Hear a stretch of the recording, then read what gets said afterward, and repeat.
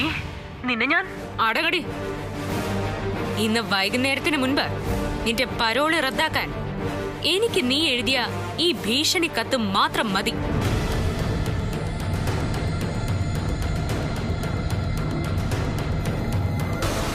നിന്റെ കുഴി നീ തന്നെ കുഴിച്ചു.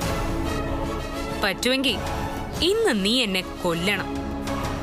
അതിന് ധൈര്യം ഉണ്ടെങ്കിൽ നീ വാ. അപ്പൊ ശരി, ഗുഡ് ബൈ. ഏട്ടത്തി സമ്മതിച്ചു വന്നിരിക്കുന്നു. അവളുടെ ഭീഷണിക്ക് ഏട്ടത്തിയിൽ നിന്ന് ഇങ്ങനൊരു പ്രതികരണം അവൾ ഒട്ടും പ്രതീക്ഷിച്ചു കാണില്ല. ഭയന്നാ പിന്നെ അതിനെ സമയം ഉണ്ടാവൂ ഗിരി. വേദയുടെ കാര്യം ഇതോടെ ഞാൻ തീർക്കും. നീയൊന്ന് വാ, ഞാൻ പറയുന്നത് പോലെ ഒരു മെയില് തയ്യാറാക്കണം.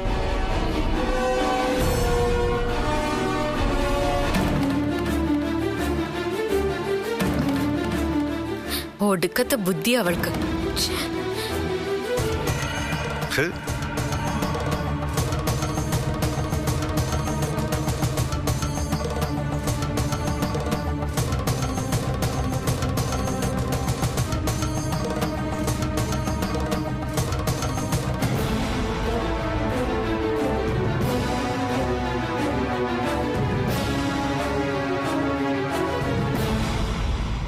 ഏട്ടാ, ഏട്ടാ,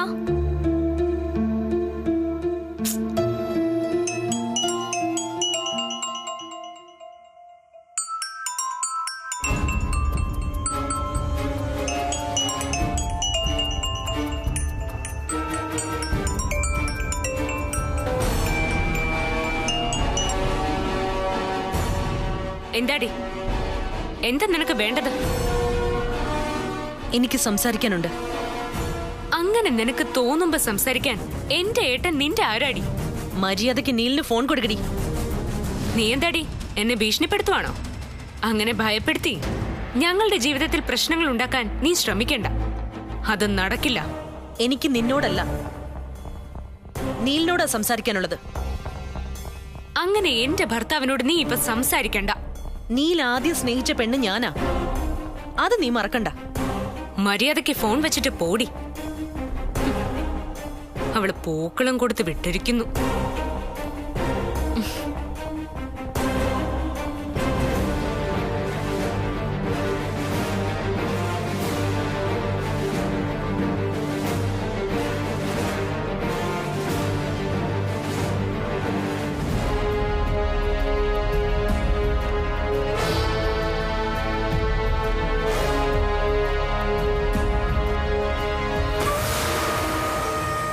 ആരാടോ കുറച്ചു മുമ്പ് ആ സ്കൂട്ടറിൽ വന്ന പെൺകുട്ടി?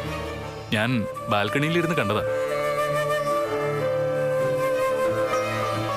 എന്താടോ തന്റെ മുഖം എന്താ ഇങ്ങനെ കടന്നിൽ കുത്തിയോലെ ഇരിക്കുന്നത്? ഇത് അവള് കൊടുത്ത് വിട്ടതാ, വേദ. വേദയോ? പിന്നല്ലാതെ. ദാ തുറന്ന് വായിച്ചു നോക്ക്.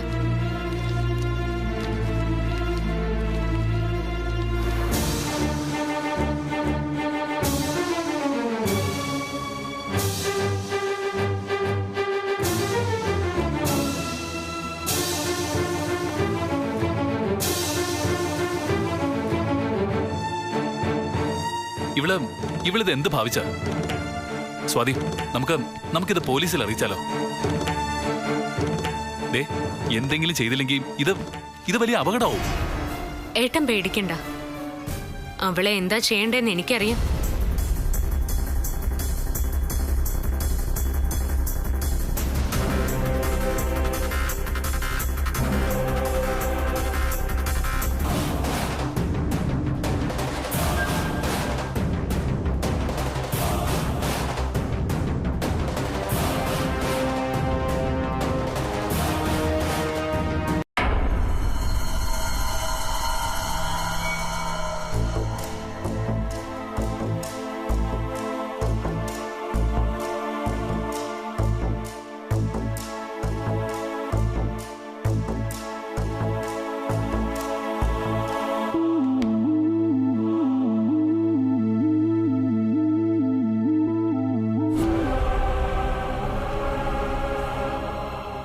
അമ്മേ, എന്താടാ? ഒന്നുമില്ല. എന്തെങ്കിലും വേണോ എനക്ക്? വേണ്ട. പിന്നെ എന്തിനാടാ ഇങ്ങനെ ചുറ്റി കറങ്ങുന്നത്? എന്തെങ്കിലും പറയാണ്ടെങ്കിൽ വാ തുറന്ന് പറയടാ. പറഞ്ഞ അമ്മ എന്നെ വഴക്ക് പറയുമോ? ആ, വഴക്ക് പറയേണ്ടതാണെങ്കിൽ പറയും. ഇത് അമ്മയ്ക്കും കൂടി ഗുണമുണ്ടാവുന്ന ഒരു കാര്യ. നിന്ന് ചിടുങ്ങാതെ കാര്യം പറയടാ.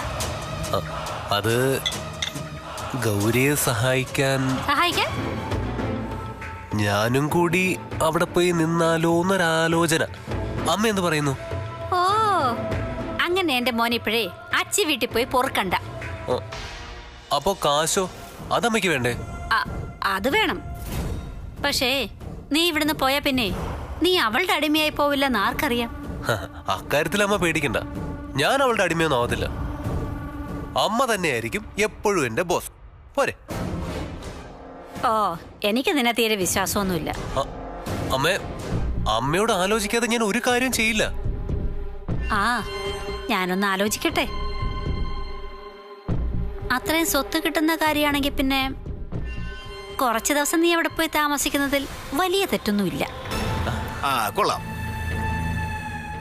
ഒരു മോന് കൊടുക്കാൻ പറ്റിയ നല്ല ഉപദേശം. അതെന്താ അവൻ ഭാര്യ വീട്ടിൽ പോയി താമസിച്ചാലുള്ള കുഴപ്പം? നിങ്ങൾ ഇത്രേ കാലം എന്റെ ഈ വീട്ടിൽ താമസിച്ചിട്ട് നിങ്ങൾക്ക് എന്തെങ്കിലും കുഴപ്പമുണ്ടായോ? ഉണ്ടോ? ഓഹോ, എന്നിട്ടാണോ അച്ഛൻ എന്റെ കാര്യത്തിൽ ഇങ്ങനെ എതിര് പറയുന്നത്? എടാ മോനെ, ഞാൻ അനുഭവിച്ചൊന്നും നിന്നോട് പറയാൻ എനിക്ക് പറ്റില്ല. എന്റെ ഗതികേട് കൊണ്ടാ അന്ന് എനിക്ക് അങ്ങനെ ചെയ്യേണ്ടി വന്നത്. അന്ന് ഇവളുടെ അച്ഛനും അമ്മയും ഉണ്ടായിരുന്നു.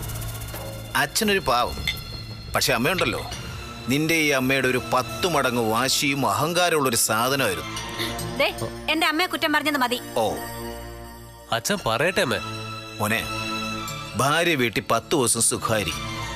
പക്ഷെ അത് കഴിഞ്ഞാലേ പട്ടിക്ക് സമമായിരിക്കും അനുഭവം. അതുകൊണ്ട് നീ ഗൗരിയുടെ വീട്ടിൽ പോയി താമസിക്കരുതെന്നേ ഞാൻ പറയൂ. അയ്യടാ, ഒരു വർത്താനം പറഞ്ഞോണ്ട് വന്നിരിക്കുന്നു. ഇത് പണ്ടത്തെ കാലമൊന്നും അല്ല. കാര്യം ഇതൊക്കെ പറഞ്ഞാലും ആ ഗൗരി നല്ല സ്നേഹമുള്ള പെണ്ണ. പിന്നെ അവിടെ ഇവനെ എന്തെങ്കിലും പറയാൻ അവിടെ അമ്മായിമ്മയും ഇല്ല. പിന്നെ ഇവൻ കൂടെ ഉണ്ടെങ്കിൽ അവക്കൊരു സഹായമാവും. ഞാൻ പറയാനുള്ള പറഞ്ഞു. ഇനി നിങ്ങളെല്ലാം കൂടി അങ്ങ് തീരുമാനിച്ചു. എടാ, അതെ, അവിടെ പോയി നിനക്ക് സ്ഥിരമായിട്ട് നിൽക്കാനൊന്നും അല്ലല്ലോ. ആണോടാ? ആണെങ്കിൽ കൊല്ലുന്നതിന് ഞാൻ. അല്ല, അതിരിക്കട്ടെ, അവളുടെ വീട്ടിൽ ചെന്ന് താമസിക്കാനേ അവര് നിന്നെ അങ്ങോട്ട് ക്ഷണിച്ചിട്ടുണ്ടോ? ഇല്ല. കഷ്ടം. നീ എന്റെ മോനായിട്ട് തന്നെ ജനിച്ചല്ലോടാ.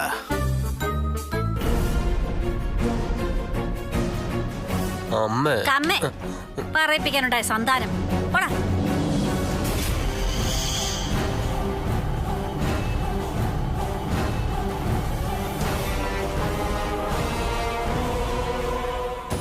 ഇല്ല, അത് ഞാൻ അറിഞ്ഞില്ല.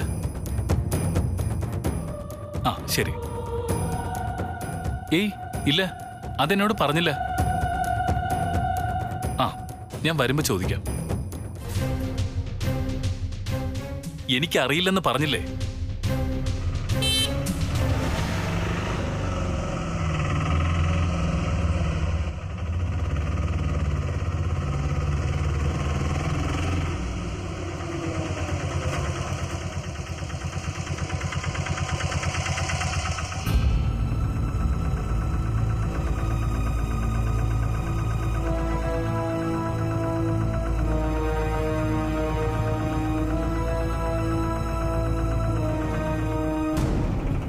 ആ, ശരി, ഞാൻ അങ്ങോട്ട് വിളിക്കാം. താനിത് എവിടെ പോയിരുന്നു? ഞാൻ അത്യാവശ്യമായിട്ട് ഒരാളെ കാണാൻ പോയതായിട്ടാ. ആരെ കാണാൻ? അത് താൻ എന്തിനാ വെറുതെ വേദയുടെ വീട്ടിൽ പോയി പ്രശ്നം ഉണ്ടാക്കിയത്? താൻ ആ വീട്ടിൽ പോകുന്നതിന് മുമ്പ് എന്നോടൊരു വാക്ക് ചോദിച്ചോ?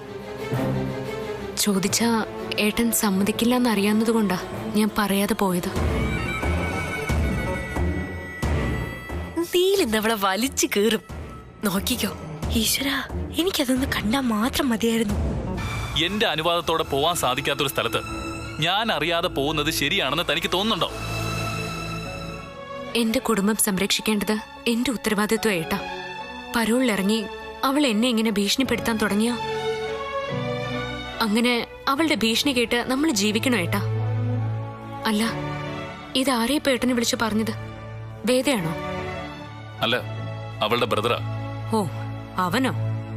അവരെല്ലാം അവൾക്ക് സപ്പോർട്ടാ.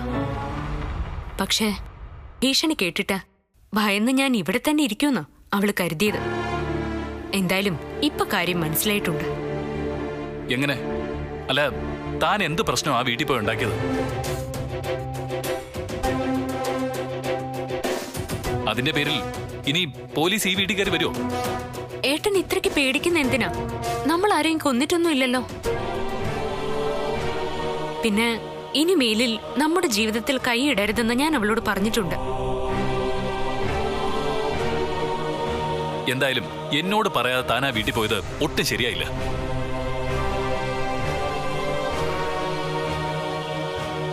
അത് എന്നെ ഇൻസൾട്ട് ചെയ്യുന്നതിന് തുല്യമായി പോയി. അതിന് ഞാൻ ഏട്ടനോട് ക്ഷമ ചോദിക്കുന്നു.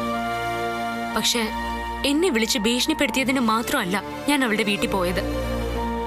പിന്നെ ഏട്ടന്റെ ഫോണിലും അവള് വിളിച്ചില്ലേ? ഒന്നല്ല പലവട്ടം. എന്നിട്ടും ഏട്ടൻ അത് എന്നോട് പറഞ്ഞോ? അത് അങ്ങനെ ഏതെങ്കിലും ഒരുത്തി ഫോണിൽ വിളിച്ച് ഭീഷണിപ്പെടുത്താനുള്ള ആളല്ല എന്റെ ഏട്ടൻ. അത് സ്വാതി, വേണ്ട, എന്നോടൊന്നും വിളിക്കാൻ നിൽക്കണ്ട. ഏട്ടന്റെ ഫോണിൽ അവളുടെ കോള് വന്നപ്പോ ഒരു തവണ അവളോട് സംസാരിച്ചത് ഞാൻ.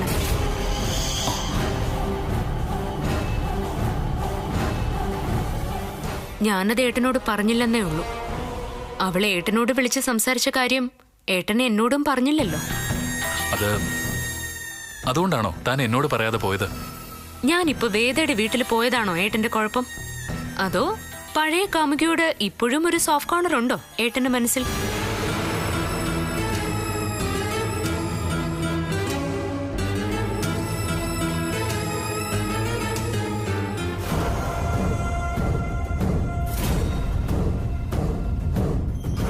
അയ്യോ ഏട്ടാ, ഞാൻ വെറുതെ പറഞ്ഞതാ. ഇനി അതിന്റെ പേരിൽ പിണങ്ങല്ലേ. എനിക്ക് അവളോട് ഇപ്പോഴും എന്തെങ്കിലും തരത്തിലുള്ള മമതയുണ്ടെന്ന് തനിക്ക് തോന്നിയിട്ടുണ്ടോ? ഗിരിയുടെ ഭാര്യയായി അവളെ വീട്ടിൽ വന്നതിൽ പിന്നെ ഏട്ടൻ അവളെ അനിയത്തിയായിട്ടേ കണ്ടിട്ടുള്ളൂ എന്ന് എനിക്കറിയാം. എന്നാലും ഇപ്പൊ ഏട്ടന്റെ ഭാര്യയാ ഞാൻ. ഏട്ടനെ ഒരുത്തി വിളിച്ച് ഭീഷണിപ്പെടുത്തി സംസാരിക്കുന്നത് സഹിക്കാൻ എനിക്ക് പറ്റില്ല. അതിനി ആരായാലും.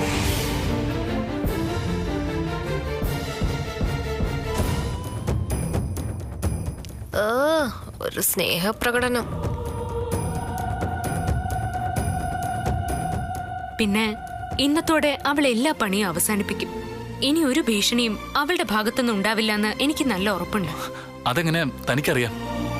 ഇന്നലെ ജയിൽ ഐജിക്കും മിനിസ്റ്റർക്കും അയച്ച മെയിലിന് റിസൾട്ട് വന്ന് തുടങ്ങിയിട്ടുണ്ട് എന്ന് ആര് പറഞ്ഞു? മിനിസ്റ്ററുടെ ഓഫീസിൽ നിന്ന് അതിന്റെ റിപ്ലൈ വന്നിട്ടുണ്ട്. അവരുടനെ തന്നെ അതിന് വേണ്ടുന്ന നടപടി എടുത്തോളാന്ന്. ആ ഉത്തരവ് അവർ ജയിൽ ഐജിക്ക് ഫോർവേഡ് ചെയ്ത് കഴിഞ്ഞു.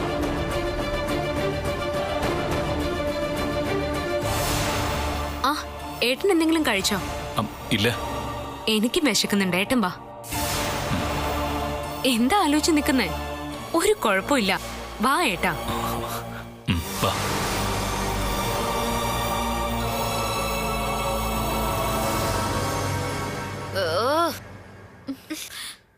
എന്ത് പെങ്കോന്തന ഇയാള്. അവള് പറഞ്ഞു, അയാളങ്ങ് വിശ്വസിച്ചു. വലിയ സിനിമാ നടനാണത്ര. അവർക്ക് എല്ലാരെയും മയക്കി കൂടെ നിർത്താനുള്ള വിദ്യയൊക്കെ നല്ലതുപോലെ അറിയാം. അവൾക്കൊരെണ്ണം കിട്ടുമെന്ന് ഞാൻ വിചാരിച്ചതാ. അത് നടന്നില്ല. അവസരം വരും ഗൗരിയേച്ചി, അതുവരെ നമുക്ക് കാത്തിരിക്കാം.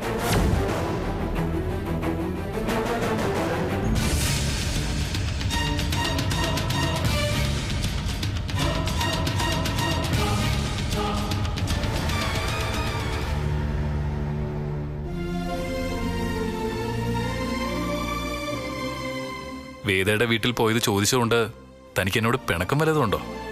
ഞാൻ എന്തിനാ ഏട്ടനോട് പിണങ്ങുന്നത്? എന്നെ വഴക്കു പറയാനും തല്ലാനും ഒക്കെയുള്ള അവകാശവും അധികാരവും ഏട്ടനുണ്ട്. പിന്നെ വേദയുടെ കാര്യം പറഞ്ഞ് ഏട്ടനെ കുറ്റപ്പെടുത്തിയത് ഞാനല്ലേ? അല്ല, വേദയുടെ കാര്യത്തിൽ തനിക്കിപ്പോഴും എന്നെ സംശയമുണ്ടോ? എനിക്കങ്ങനെ ഒരു സംശയമില്ല. ഞാൻ ചുമ്മാ ഏട്ടനെ ദേഷ്യം പിടിപ്പിക്കാൻ വേണ്ടി ചോദിച്ചതല്ലേ. ഇപ്പോഴാ എനിക്ക് സമാധാനമായത്. ആ അതെ, തന്റെ വണ്ണം കുറയ്ക്കാനുള്ള മരുന്ന് കഴിപ്പൊക്കെ എന്തായി? ശരിക്കും വണ്ണം കുറയോ? അത് പിന്നെ ശരിക്കും കുറയും. ഏട്ടൻ നോക്കിക്കോ, ഒരു 2 മാസം അതിനകം വെച്ച് ഞാൻ എന്റെ ഈ വണ്ണം കുറച്ചിരിക്കും. ഞാനും ആ വൈദ്യനെ ഒന്ന് കണ്ടാലോ എന്ന് ആലോചിക്കുക.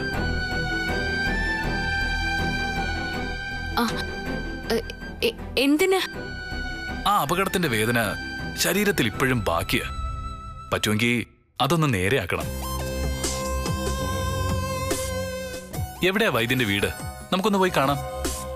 അയ്യോ ഏട്ടാ, അത് ഇനി കാണുമ്പോ അയാളോട് ഞാൻ ഇങ്ങോട്ട് വരാൻ പറയാം. എന്നാ പിന്നെ അത് മതി. അയാള് എന്തായാലും നല്ലൊരു വൈദ്യൻ തന്നെ ആയിരിക്കും, അല്ലേ സ്വാതി? അതെ അതെ, നല്ല വൈദ്യരാ, അതിലൊരു സംശയമില്ല. എന്നാ പിന്നെ താൻ ആ ഫോൺ എടുത്ത് അയാളെ വിളിച്ച് നാളെ തന്നെ ഇങ്ങോട്ട് വരാൻ പറയാ. വിളിക്കടോ. ആ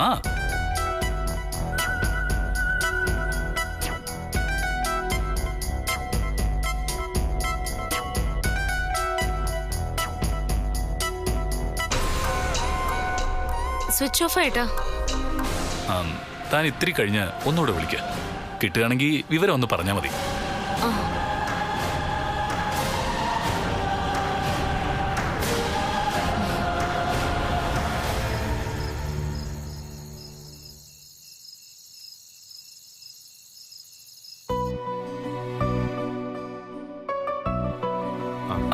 അവനും കൊടുക്ക. ഗിരി, സ്വാതി വിളമ്പിക്കോ. ഒരു ഗ്ലാസ് എടുത്തോ. അങ്ങോട്ട് കൊടുക്ക.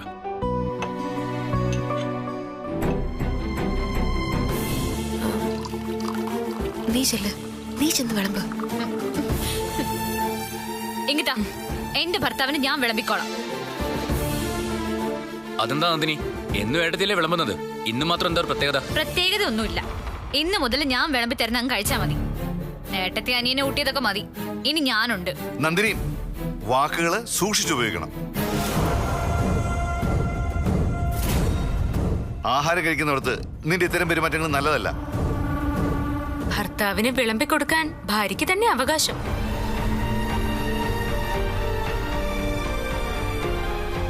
പക്ഷേ അത് ഈ ഡൈനിങ് ടേബിളിൽ മാത്രം പോരാ, അടുക്കളയിൽ വച്ചുണ്ടാക്കാൻ കൂടി വേണം. അടുക്കള ഭരിക്കുന്നവര് തന്നെ പാചകത്തിന്റെ കാര്യവും നോക്കുന്നേ നല്ലത്. അത് നീ പറയേണ്ടത് ഇവിടെയല്ല, നിന്റെ ഭർത്താവിന്റെ വീട്ടില്.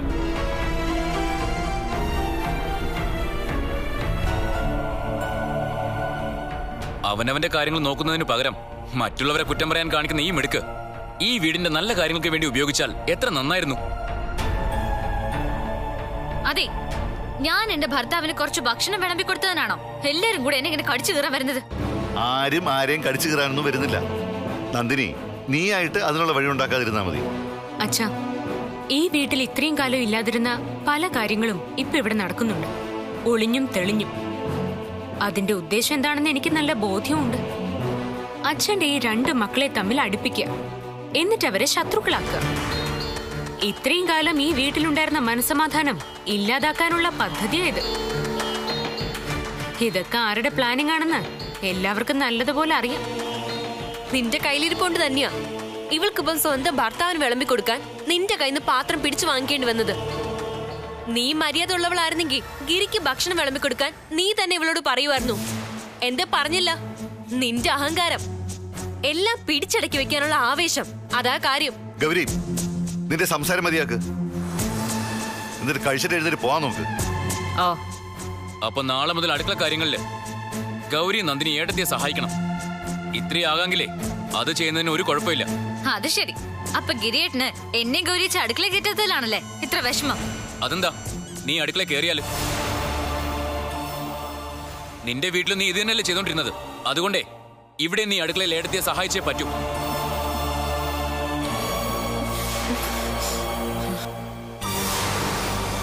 നാളെ മുതലേ നീ അടുക്കള കയറിക്കും. അടുക്കള കയറാനൊന്നും എനിക്ക് പറ്റില്ല. അതെങ്ങനെയാ? അട്ടയെ പിടിച്ച് മെത്തേ കിടത്തിയ കിടക്കില്ലല്ലോ. അത് അതിന്റെ തനി സ്വഭാവം കാണിക്കും. ദേ, അനാവശ്യം പറയരുത്.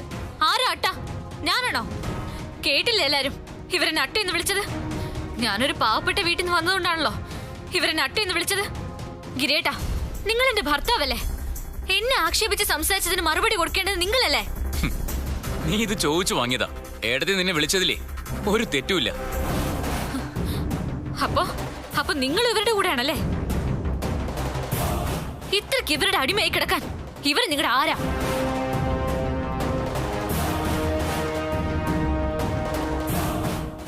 എന്നെ അട്ടേന്ന് വിളിച്ച് ആക്ഷേപിക്കാൻ ഇവർക്ക് ആരാ അനുവാദം നൽകിയത്? ഗിരിയേട്ടനോ അതോ അച്ഛനോ? ഈ പറഞ്ഞതിന് ഇവർ എന്നോട് മാപ്പ് പറഞ്ഞേ പറ്റൂ.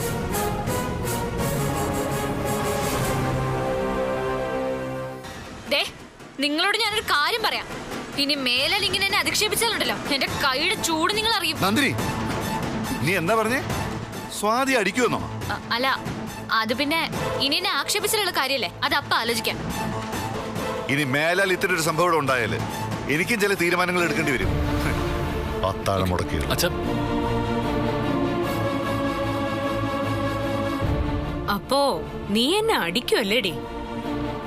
അതിനുള്ള ധൈര്യം നിനക്കുണ്ടോടി? എടി ഉണ്ടോന്ന്? ഉണ്ടെങ്കിൽ എന്നെ അടിക്കടി.